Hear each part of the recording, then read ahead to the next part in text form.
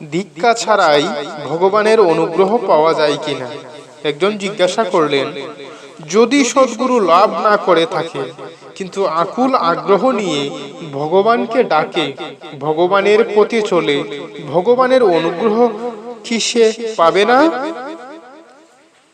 ঈশ্বর হেসে শ্রী শ্রী ঠাকুর বললেন, ধ্রুব নাকি পদ্ম পলাশ লোচনের জন্য পাগল হয়ে গিয়েছিলেন, দিন রাত তাকে বেকুল হয়ে ডাকেন। তার সেই ডাক শুনে পদ্ম পলাশ লোচনের সিংহাসন টলে উঠল। কিন্তু তখন তিনি নারদকে ডেকে বললেন, নারদ, তুমি ধ্রুবকে দীক্ষা দাও, তা না হলে তো আমি দেখা দিতে পারছি না। তখন নারদ এসে দীক্ষা দিলেন। তারপর পদ্ম পলাশ লোচন আবির্ভূত হলেন।